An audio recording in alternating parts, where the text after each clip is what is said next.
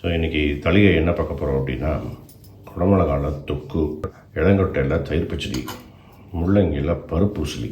ஆமாம், எல்லாமே வந்து ஒரு இன்னோவேட்டிவ், இந்தியாவிலே முதன்முறையாக அந்த மாதிரி டைப் ஆஃப் ரெசிபிஸ் தான். மாமா வேற ஏதாவது சொன்னால் தான் வாங்கி முடிப்பான்னு நினைக்கிறேன். இப்போ பார்த்தாலும் முதல் முறையாக இல்லை, இது எல்லாமே நம்ம சேனல்லே கூட போட்டிருக்கோம் நிறைய. அடுத்த வேண்டாம், நம்மளே நிறைய பண்ணியிருக்கோம். முள்ளங்கியில் பருப்பு உசிலி 10 வாட்டி பண்ணியிருப்பேன் எனக்கு தெரிஞ்சு நான். அப்படியா? நீங்கள் ரொம்ப குடமிளகா தொக்கும் நம்ம பண்ணதில்லை. குடமிளகால வந்து நம்ம இது பண்ணியிருக்கோம். குடமிளகால இந்த ஒரு 8 வெரைட்டி பண்ண பார்த்தீங்களா?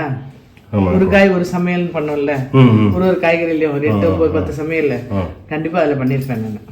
அதனால எனக்கு கரெக்டாக ஞாபகம் இல்லை.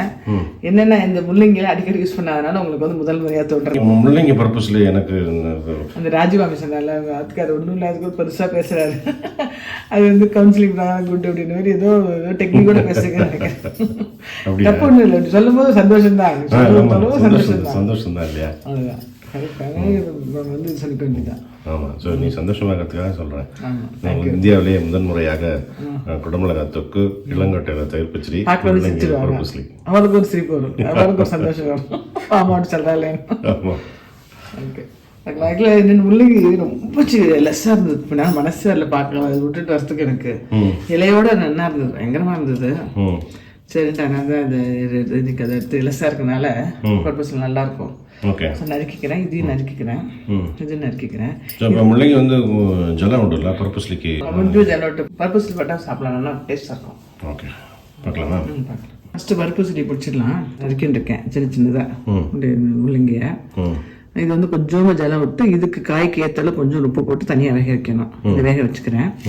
அரைக்கிறதுக்கு என்ன பண்ணியிருக்கேன்னா, பருப்பு கடலைப்பருப்பு ரெண்டுமே போட்டிருப்பேன். நான் போடுவேன். நான் வெறும் பருப்பு சிலிக்கு வந்து சில பேர் வெறும் கடலைப்பருப்பு மட்டும் எடுப்பா.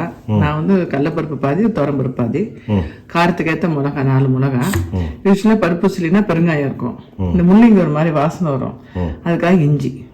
ஸோ இஞ்சி, உப்பு, இதை அரைச்சிக்கிறேன். இதை தனியாக வேக போடணும் வச்சுக்கோ. துளியோண்டு ஜலம் விட்டுருக்கேன் பாருங்க, கொஞ்சம் ஜலம் விட்டு வச்சிருக்கேன். அதே மாதிரி இந்த பரங்கிக்காய் இருக்கு இல்லையா, அதை தோலோட தான் கட் பண்ணிட்டு இருக்கேன். கட் பண்ணி அதையும் வந்து ஜலம் கம்மியாக விட்டு உப்பு போட்டு வச்சிருக்கேன். 2 வேகட்டும், அதுக்கு அரைச்சிக்கிறேன். இப்போ எண்ணெய் விட்டுருக்கேன், கடுகு போட்டிருக்கேன், அரைச்சுட்டேன். பருப்பு, கடலைப்பருப்பு, இஞ்சி, மிளகா, உப்பு. இதுக்கப்புறம் பாருங்க வெந்துடுத்தணும்னா இதில் தெரியுதா, இருந்திருக்கு. ஜலம் எல்லாம் இல்லாமல் கரெக்டாக கொஞ்சமாக விட்டனால கரெக்டாக இருக்குது, ஜலம் இல்லை.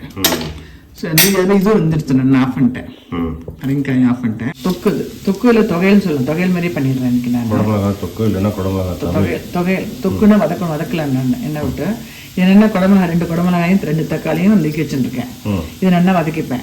அதே மாதிரி 1 ஸ்பூன் கடலைப்பருப்பு, 1 ஸ்பூன் உளுத்தம்பருப்பு, பெருங்காயம், மிளகா, ஒரே ஒரு பச்சை மிளகா, இதையும் நல்லா வதக்கின்ட்டு அப்புறம் உப்பு, புளி, இந்த கொத்தமல்லி இதையும் போட்டு அரைக்காங்க. நல்லா இருக்கும் சாப்பிட்டு போட்டு சாப்பிட்றதுக்கு. ஒரு தேங்காய் தொகை மாதிரி ஒரு நாளைக்கு ஒரு தொகை, ஒரு 2 காய் உள்ள போன மாதிரி இருக்கும். வறுத்துக்கிறேன் நல்லா. இந்த கடலைப்பருப்பு, உளுத்தம்பருப்பு, பெருங்காயம், மிளகாய் வறுத்துட்டேன். எடுத்துட்டு அப்புறம் இந்த காயை வதக்குறேன். ஆமாம், நல்லா வந்துட்டுக்கணும். இப்போ வந்து அந்த முள்ளங்கி போட்டுருங்க. முள்ளங்கி வந்து இதில் போட்டுருங்க. முள்ளங்கி இல்லைன்னா முள்ளங்கி இந்த பருப்பு வந்து ரொம்ப நல்லா இருக்கும் சாப்பிட்றதுக்கு. எல்லாரும் முள்ளங்கி ஏன்னு நினச்சிப்பா, ஒரு வாட்டி பண்ணி சாப்பிட்டான்னா விட மாட்டாங்க. நல்லா இருக்கும் முள்ளங்கி பருப்பு. அது இஞ்சி போட்டு பண்ணும்போது இந்த முள்ளங்கி வாசனையும் வராது, நல்லா இருக்கும். வதக்கின்ட்டேன், அதை போட்டேன். அப்புறம் வந்து புளி, உப்பு, கொத்தமல்லி கொஞ்சம் ஆறினோடனே அரைச்சிக்கிறேன். எடுத்து இல்லைன்னா இளங்கொட்டையை வேக வச்சு உப்பு போட்டு வேக வச்சுட்டு தயிர் விட்டு கொஞ்சோண்டு கடுகு தாளிச்சு கொட்டியிருக்கேன். வேணுன்னா ஒரு பச்சை மிளகாய் தாளிச்சு கொட்டலாம், காரம் வேணும்னா. இது தொகையில் என்ன பண்ணியிருக்கேன்னா 2 குடமிளகா, 2 தக்காளி நல்லா வதக்கின்ட்டேன். அப்புறம் 1 ஸ்பூன் கடலைப்பருப்பு, உளுத்தம்பருப்பு, பெருங்காயம், பச்சை மிளகா 1, வரமிளகா ஒரு 4 நல்லா வதக்கின்ட்டு உப்பு, புளி, கொஞ்சம் கொத்தமல்லி போட்டு அரைச்சிட்டேன். கடுகு லேசாக தாளிச்சு கொட்டியிருக்கேன். பருப்பு சிலிக்கு வந்து முள்ளங்கி நல்லா வேக வச்சுட்டு கடலைப்பருப்பு, துவரம்பருப்பு, மிளகா, இஞ்சி நல்லா அரைச்சிட்டு ஊற வச்சதை அரைச்சிட்டு நல்லா வதக்கிட்டு அதுக்கப்புறம் இதையும் போட்டு வதக்கிட்டேன். வேற லெவல் ಜಾಸ್ತಿ ಇನ್ನಿಗೆ ಥ್ಯಾಂಕ್ ಯು ಓಕೆ. நான் இன்னைக்கு ஆன்மீகத்தில் என்ன கேட்கலான்னு நினச்சேன்னா, ம் கதை பார்த்துட்டு இருக்கோம். ஆமாம். இப்பெல்லாம் குழந்தையிலேருந்து கதை சொல்றது கூட அதுக்கு ஏதாவது கொஞ்சம் ரிலேட்டடாக மீனிங் சொன்னாதான் கேட்பா ம் இல்லையா? ஆமாம். இந்த புராண கதைகளுக்கு பின்னாடி ஒரு தத்துவம் நிறைய இருக்கு இல்லையா? ஆமாம். ஸோ அது கிருஷ்ணர் கதை நிறைய சொல்லுங்க. ம் கிருஷ்ண கதை நிறைய சொல்லும் போது அந்த கதைக்கு பின்னாடி இருக்கிற தத்துவம் என்னன்றது சொன்னீங்கன்னா குழந்தைகளுக்கு சேர்த்து சொல்லும் போது இன்ட்ரெஸ்டா கேட்பா, அவளும் வந்து அதை நம்புவா. ஓ ஓகே ஓகே. சரி, எனக்கு வந்து ஃபர்ஸ்ட் அது கிருஷ்ணன் வந்து சகடாசுரன் இருக்கான் இல்லையா, அந்த காலையில் எட்டி வச்சாரு சொல்லும் ஒரு பேர் சொல்லியிருக்கீங்க, ரொம்ப ஆமாம் அப்படியே ஒழிச்சுட்டு இருக்கு காதலியே. அதை பத்தி நீ பேசலாமா? சகடாசுரனை பற்றி பேசலாமா? ஓகே. நம்ம இப்போ கூட மார்கழியில் கூட பார்த்தோம், பொன்ற சகடம் உதைத்தாய் அப்படின்னு ஆண்டாள் பாடுவா. சக்கர வடிவத்தில் வந்த அசுரனை வந்து காலால், அந்த பிஞ்சு காலால் எட்டி உதைப்பான் குழந்தை கிருஷ்ணன். அதான் பொன்ற சகடம் உதைத்தாய் அப்படின்னு ஆண்டாள் சொல்லுவான். இது பின்னால ஒரு குட்டி கதை இருக்கு. ஆயர்பாடியில் கிருஷ்ணன் பிறக்கிறான். ஆயர்குல வழக்கப்படி 6 மாசத்துல ஒரு ஃபங்க்ஷன் மாதிரி பண்ணுவான். குழந்தை பிறந்து ஒரு 6 மாசத்துலேயே. அப்போ ஒரு ஃபங்க்ஷன் மாதிரி பண்ணலாம் அப்படின்னு தடபுடலாக பண்ணிட்டு இருக்கான். நந்தகோபர் வந்து வெளியே ஏதோ வேலையா ஆற்றுலேருந்து வெளியே போகிறார். யசோதை வந்து ஆற்றுக்குள்ள அக்கார அடிசல் பண்ணிட்டு இருக்கான். எல்லாம் வர போகிறதா இருக்கு. இவன் பக்கத்தில் உட்காந்து யாரும் பாதுகாப்பாக இருந்து பார்த்துக்கிறதுக்கு ஆள் இல்லை. குழந்தைகள்லாம் விளையாடிட்டு இருக்கு. நந்தகோபர் பார்த்தார், வாசல்ல ஒரு மாட்டு வண்டி இருந்தது, பழைய மாட்டு வண்டி. அந்த மாட்டு வண்டியை உருட்டி இவனை தொட்டிலில் போட்டிருக்கான், கிருஷ்ணனை தொட்டிலில் போட்டிருக்கான்.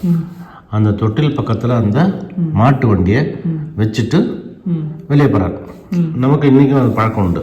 குழந்தை தனியாக இருக்கிற மாதிரி சுச்சுவேஷன் ஆகிடுச்சுன்னா ஏதாவது பக்கத்தில் ஏதாவது ஒன்று வைப்பா. அது மாதிரி அந்த மாட்டு வண்டியை வச்சுட்டு போகிறார். அந்த சக்கரத்தில் கம்சன் அனுப்பிச்ச அசுரன் இருக்கான். இது அவருக்கு தெரியாது. குழந்தைங்கள்லாம் ஹாலில் விளையாடிட்டு இருக்கா. யசோதை கிச்சனில் இருக்கா. நந்தகோபர் வண்டியை வச்சுட்டு வெளியே போயிட்டார். இப்போ அந்த அசுரன் ரெடி ஆயிட்டான். அசுரன் என்ன நினைச்சான், அப்படியே உருண்டு உருண்டு வந்து கண்ணன் மேலே ஏறி வதம் பண்ணிடணும், கம்சன் அனுப்பிச்ச ஆள் இல்லையாம அப்படின்னு யோசிக்கிறான். அவன் யோசிக்கிறதுக்கு முன்னாலே இவன் 10 யோசிச்சிருவான். அந்த தொட்டில் இருக்கவன் அவனுக்கு தெரியாது அவனை பற்றி.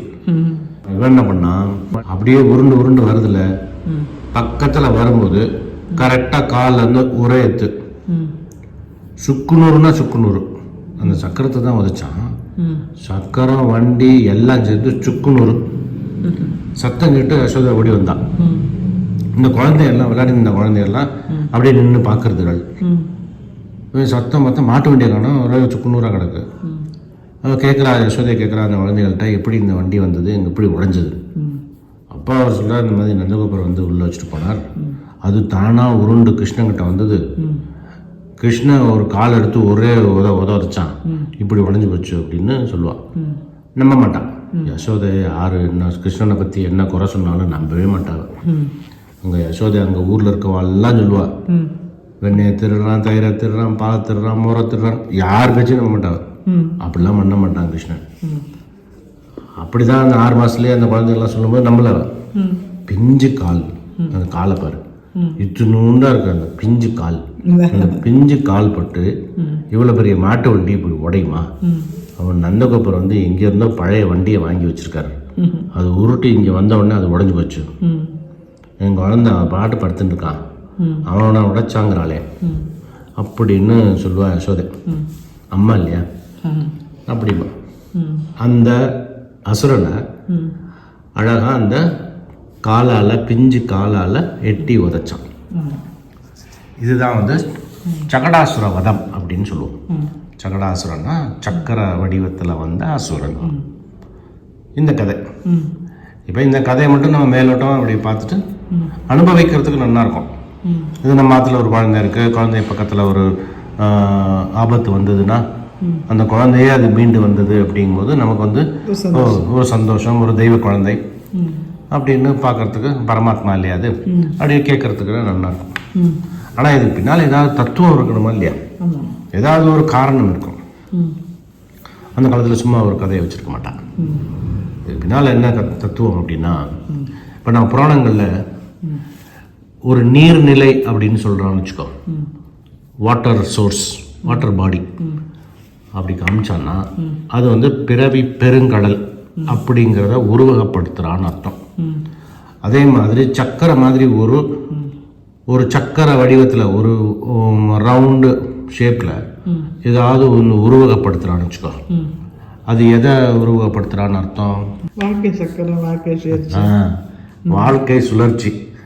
சக்கரத்தை காமிச்சான்னு வச்சுக்கோ, இப்போ மகாபாரதம் டிவி சீரியலில் பார்க்கும்போது அப்படியே இந்த சக்கரம் சுற்றும் தெரியுமா? டைம்.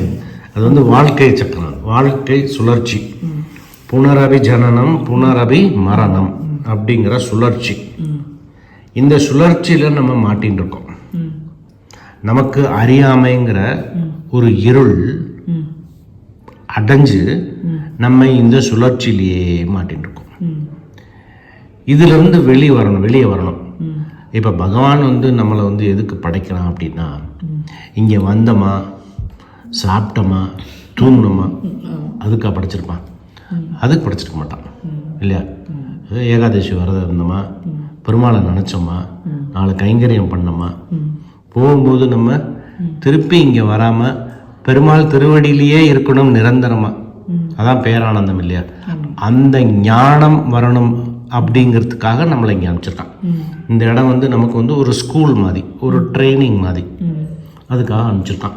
இதை கற்றுண்டு நம்ம வந்தால் அவனுக்கு சந்தோஷம். அந்த சுழற்சியிலேருந்து வெளியே வர்றதுக்கு நம்ம பெருமாளுடைய திருவடியை சேரணும். அந்த திருவடிங்கிறனால தான் அந்த காலால் எட்டி உதைக்கிற மாதிரி ஒரு கதை சொல்லுவாள். அந்த திருவடியை நம்ம சேர்ந்தோம், திருவடியில் வேண்டின்ட்டோம் அப்படின்னா இந்த சுழற்சியை வந்து சுக்குநூறு ஆக்கிடுவான். அதுக்கப்புறம் நம்ம திருப்பி இங்கே வரணும், சாப்பிடணும், போகணும், வரணும், இன்னல்களை மாட்டின்னு முழிக்காம வைகுந்தத்தில் அழகா பெருமாள் திருவடியை, தாயார் திருவடியே பிடிச்சிட்டு பேரானந்தமாக இருக்கலாம். அதான் வந்து இந்த சகடாசுரனுடைய கதை தத்துவம். சூப்பர். நந்தா. Okay, thank you.